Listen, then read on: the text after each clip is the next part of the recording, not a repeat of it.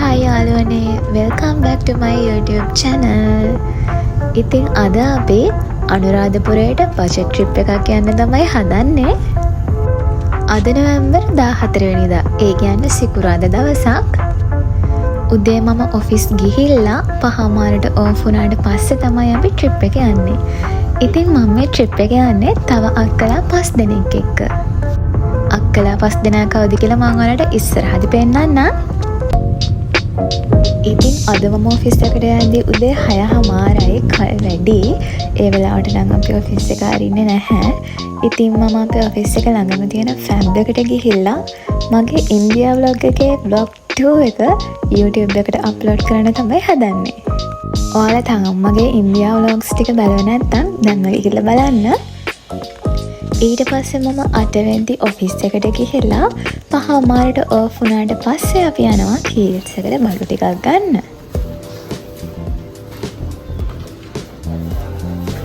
මං ඕෆ් වෙලා එහෙම අක්ක කෙනෙක්ගේ බෝඩිම් එකට තමයි ආවේ. ඉතින් අපි දෙන්නත් එක්ක 7ට බෝඩිමෙන් පිටත් වුණා. පික්මී වෑන් එකක් දාගෙන කොටුවට යන්න තමයි හදන්නේ. අපි අනුරාධපුරයට යන්නේ AC බස් එකක් බුක් කරලා. AC බස් එක ස්ටාර්ට් කරන්නේ කොටුවෙන්. ඉතින් අපි මේ වාහනේ කොටුවට යන්න තමයි හදන්නේ. ඔන්න අනිත් අක්කලා 3 දෙනාව කොහුවලින් අපි ගත්තා. තව අක්ක කෙනෙක් කටුනායකින් නගිනවා. අපි කොටුව ප්‍රයිවට් බස් ස්ටෑන්ඩ් එකෙන් බැහැලා මේ අපේ බස් එක හොයාගෙන තමයි යන්නේ. අනුරාධපුරයේ අක්කලා දෙන්නෙක්ම ඉන්නවා.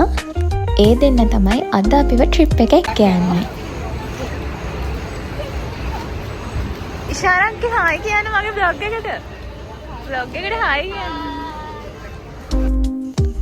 මේ බස් එකේ නැගලා අපි පැය 4:00 වගේ යනවා අනුරාධපුරට යන්න. අපි මේ විදිහට අපේ බෑග්ස් ටික උඩින් දාගත්තා. දාගෙන දෙන්න අපි සීට්ස් 6 වාඩි වුණා. එක අක්ක කෙනෙක් නම් තාම නැහැ. එයා කටුනායකින් තමයි නගින්නේ. එතකන් අපි කට්ටිය මේ විදිහට වාඩි වෙලා පොඩි චැට් එකක් දැම්මා. මේ ඉන්නේ අපේ අනුරාධපුර වැසියෝ දෙන්න. මේ දෙන්න තමයි අද අපේ ට්‍රිප් එකක් යන්නේ. ඔන්න අපේ අනිත් අක්කත් නැග්ගා. ඉතින් අපි සෑන්ඩ්විචස් හදන් ආවනේ රෑට කන්න කියලා. අපි බස් එකේ පැය 1:30 2ක් විතර ගියාට පස්සේ හැමෝටම බඩගිනි නිසා සෑන්ඩ්විචස් ටික කන්න පටන් ගත්තා. ඔන්න ඉතින් පැය 5කට පස්සේ අපි අනුරාධපුර ටවුන් එකෙන් බැස්සා. අපි අනුරාධපුර ටවුන් එකෙන් බහිද්දි වෙලාව පාන්දර 1:00යි. ඉතින් බලන්නකෝ අපේ ගෑල් ළමයි ටික තනියෙන් පාරායිනේ ඉන්න හැටි. මේක ගර්ල්ස් ට්‍රිප් එකක්. මට කලින් කියන්න අමතක වුණා. ගෑල් ළමයි විතරයි මේ ට්‍රිප් එක යන්නේ.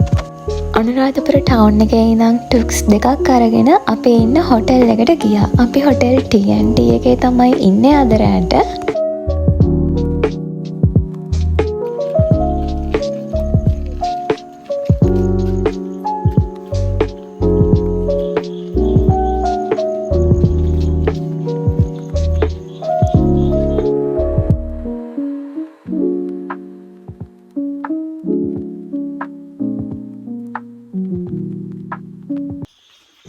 පාන්දර ආපු නිසා හැමෝටම හොඳට නිින්ද ගියා. හැබැයි හොඳට නිින්ද ගියාට වැඩක් උනේ නැහැ. අපි පාන්දර 5ට නැගිට්ටා.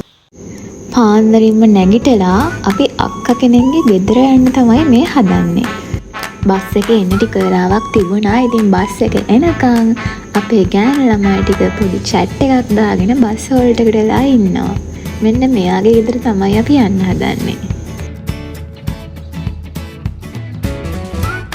මම මේ අනුරාධපුරට ආවේ අවුරුදු 12කට විතර පස්සේ. පොඩි කාලේ ආවට පස්සේ ආයෙ මතක ඇති කාලෙක ඇවිල්ලා තිබුණේ නැහැ. ඉතින් මම මේ ට්‍රිප් එක මාර ආසාවෙන් තමයි ආවේ. බස් එකේ නැගලා යද්දී අපිට සඳහිරු සෑය මේ විදිහට බලා ගන්න පුළුවන්. අනුරාධපුර කියන්නේ පූජා නගරය. ඉතින් මේ පූජා නගරය ඇවිදිද්දී හිතට මාර සැනසීමක් තමයි දැනෙන්නේ. මෙහෙම ටික දොරක් යද්දී ඉස්සර කාලේ තිබුණ මාලිගාවක නටබුන් මේ විදිහට බලා ගන්නත් පුළුවන්. ඒ වගේම මිරිස වැටියත් අනිත් පැත්තෙන් බලා ගන්න පුළුවන්. ඔන්න ඔහොම ටික දුරක් යද්දී අපිට තිසා වැව බලා ගන්න පුළුවන්. ඔන්න බලන්නකෝ මාරම ලස්සනයි.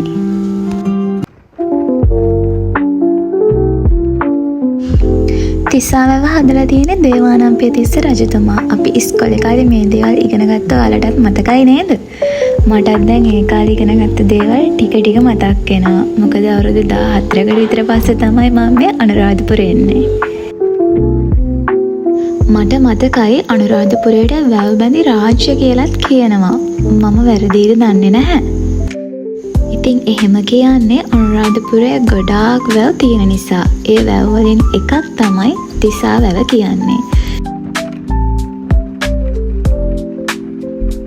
මේ දවස්වල අනුරාධපුරයට වහිනවා. ඉතින් මෙහි තියෙන වැව් වල වතුර වැඩි වෙලා තියෙනවා වහින නිසා. අපි මේ තාම බස් එකේ යන ගමන් ඉන්නේ. පැය දෙකකට පස්සේ ඔන්න අපි බස් එකෙන් බැස්සා. බැහැලා ඉවර වෙලා ටික දුරක් පයින් ඇවිදගෙන යන්න තියෙනවා. ඉතින් අපි මෙතන තිබුණ කඩේකින් පොඩි බඩු වගේක් ගන්න ගියා.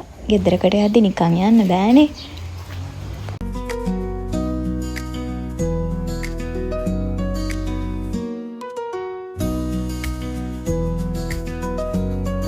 හරිම ෂෝක්. මෙහෙම ඇවිදගෙන යද්දි පාර දෙපැත්තේ කුඹුරු තියෙනවා. මේ විදියට එක එක දේවල් වගා කරලා තියෙනවා. ඉතින් ඔයාලට මේ පේන්නේ බඩිරිඟු වගාවක්. මේ විදිහට අපි ටික දුරක් මෙහෙම ඇවිදගෙන කියව යනවා.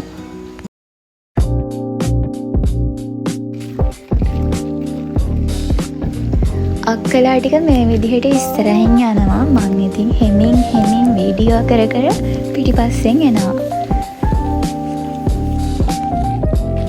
මගේ අතේ චොක්ලට් එකක් තියෙනවා. එහෙ චූටි බබෙක් ඉන්නවා. ඉතින් අපි චොක්ලට් එකක් අරන් ගියා එයාට.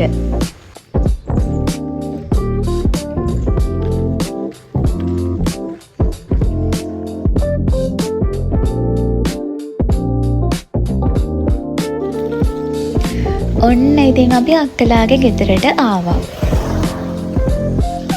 අක්කගේ අම්මයි අක්කයි එකතු වෙලා අපිට රස කෑමක් හදලා තිබුණා.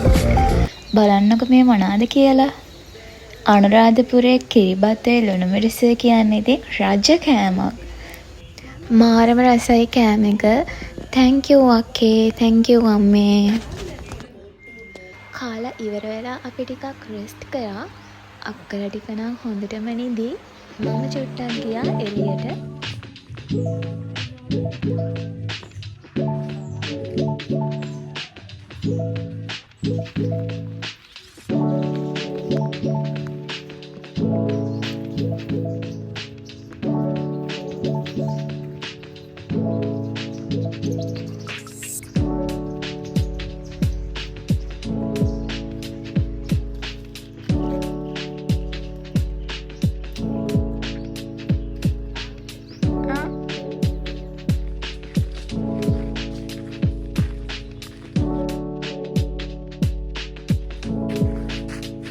හායි කියන්න. මේ ඉන්නේ අපේ විදේව් බබා. මෙයාට තමයි අපි චොක්ලට් එකක් අරන් ආවේ. ඔන්න අපි දැන් යන්න හදන්නේ තන්තිරිමලේ රජමහා විහාරයට.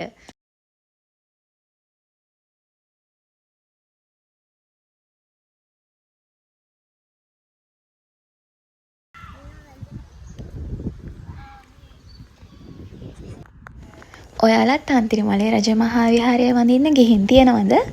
ගිහින් තියනවා නම් එතන කොහොමද, ලස්සනයිද කියලා අපිට කමෙන්ට් එකක් දාන්න. සංඝමිත්තා තෙරණිය ශ්‍රී මහා බෝධීන් වහන්සේ ලංකාවට වැඩම කරද්දී ගිමන් හරින්න කියලා තන්තිරිමලේ නැවතිලා තියෙනවා. ඉතින් එය වැඩම වන්දිගෙන ආපු පාත්‍රය අංකුරයකින් තමයි තන්තිරිමලේ බෝධීන් වහන්සේ රෝපණය වෙලා තියෙන්නේ.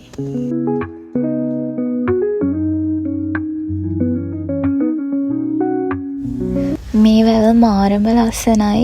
බලන්න ඔයාලටත් පේනවද දන්නේ. තනින් තන මල් තියෙනවා. මල් ආයවල්. මාරම ලස්සන මලක් මේක. මේකට කියන්නේ ජපන් ජබර කියලා. ඔන්න ඉතින් මේ තියෙන්නේ මහා විලච්චිය වැව. මම ඔයාලට කලිනුත් කියවනේ අනුරාධපුරයට මේ දවස්වල වහිනවා. ඉතින් වැස්ස නිසා මේ වැවෙත් වතුර වෙනදට වඩා ගොඩක් වැඩි වෙලා වාන්දරට අරිණ තත්ත්වයකටම ඇවිල්ලා තිබිලා තියෙන්නේ. ඉතින් මේ අපි ගියපු දවසෙත් මේ වැවේ වාන්දරට ඇරලා තිබුණා. අපි මේ යන්නේ ඒක බලන්න. මේ වැවේ අනිත් පැත්ත බලන්නකො තියෙන ලස්සන. හරියට නිකන් චිත්‍රයක් වගේ. මාරම ලස්සනයි. මේවා බලන් ඉද්දි ඇහැට මාර සනීපයි. මොකද කොළඹ මේ වගේ කොළ පාටින් ගස් දකින්නේ අපි ගොඩාක් අඩුවෙන්.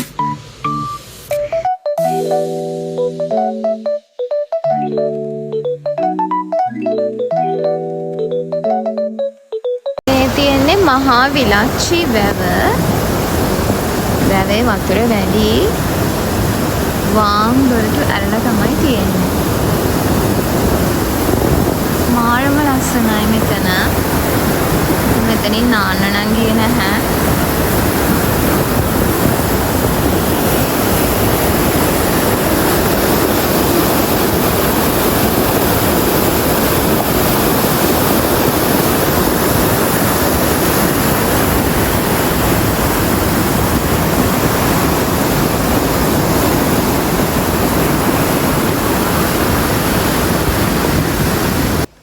බලන්නක කොච්චර ලස්සනද කියලා. මේ මහා විලාච්චිය වැවෙන් තමයි මේ ගමේ වගාවන්ට කුඹුරු වලට වතුර ගන්නෙ. අනුරාධපුරය කියන්නේ ඉතින් ගොවිතැන් වලට බරයිනේ. ගොවිතැන තමයි ඒගොල්ලෝගේ ප්‍රධානම ආදායම් මාර්ගය. ඉතින් මේ ගමේ තියෙන වගාවන් හැම දෙයකටම වතුර ගන්නෙ මේ වැවෙන්. මේ මහා විලාච්චිය වැව හදලා තියෙන්නේ දුටුගැමුණු රජතුමාගේ පුත් සාලිය කුමාරයා කියලා තමයි පොත්වල සඳහන් වෙලා තියෙන්නේ. ඒ වගේම මේ වැව විල්පත්තු වනෝද්‍යානයටත් මායිම්ව තමයි තියෙන්නේ.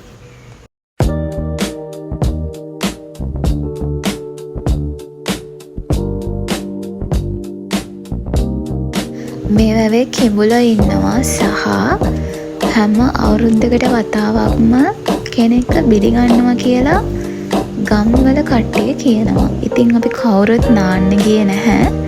අපි මෙතනින් පොඩ්ඩක් මේ වතුර අල්ලලා වතුර පාගලා ෆොටෝස් ටිකක් අරගෙන ආයෙත් අක්කලාගේ ගෙදර යන්න පිටත් වුණා. අක්කලාගේ ගෙදරින් දවල්ට කෑම හදලා තියෙන්නේ අපිට. මේ කෑම එක දකිද්දි මේක දැන් තිබ්බනම් කියලා මට මතක් වෙනවා. ඒ තරම් රසයි. වැව් මාළු උයලා තිබුණා මගේ ආසම කෑම. ඉතින් අපි කාලා ඉවර වෙලා ආයෙත් බස් එකේ පැය 2ක විතර ගමනක් ඇවිල්ලා අනුරාධපුර ටවුන් එකෙන් බැස්සා. අනුරාධපුර ටවුන් එකෙන් බැහැලා අපි පික්මී කාර් එකක් දාලා අපි මේ ආයෙ යන්නේ අපේ හොටෙල් එකට.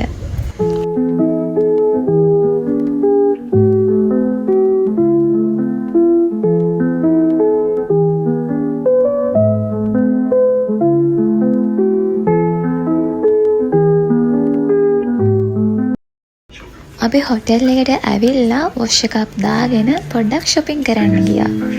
shopping කරලා මං කියවනේ අපේ තවත් අක්කා කෙනෙක් අනුරාධපුරේ ඉන්නවා කියලා. අන්නේ අලය ගෙදරට ගියා. බලන්නකෝ මේ ඉන්නේ කවුද කියලා. මේ ඉන්නේ Cloud. Cloud boy දඟලනවා අපි ආපු වෙලේ ඉඳන් අපි එද්දි යෝගට් දෙකක් අරන් ආවා මෙයාටම කියලා. ඉතින් අපි ඒකත් දීලා මෙහි අක්කත් එක්කම ශ්‍රී මහා බෝධීන් වහන්සේ වඳින්න යන්න තමයි හදන්නේ.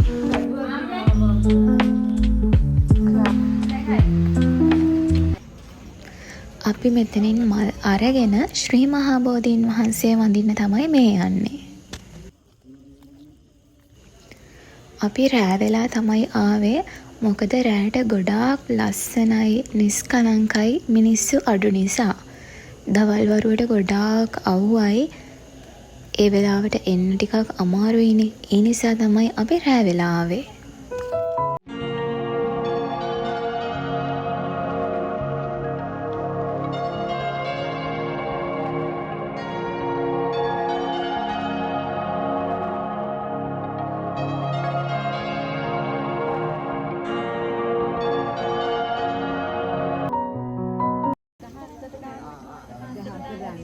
මේ තියෙන්නේ ප්‍රාර්ථනා බෝධිය.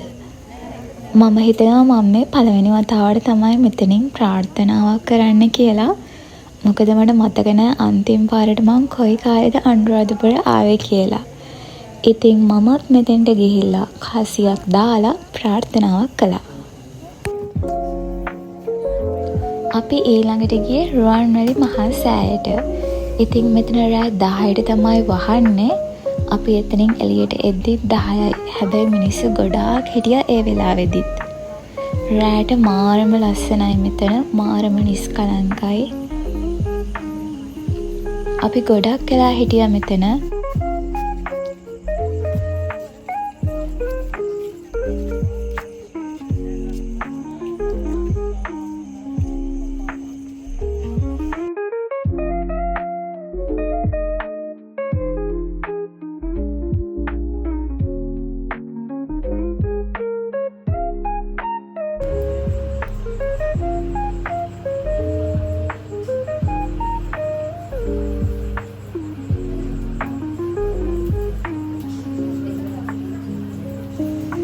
ඉතින් අපි රුවන්වැලි මහා සෑය වැඳලා ඉවර වෙලා ආයෙත් හොටෙල් එකට ගියා.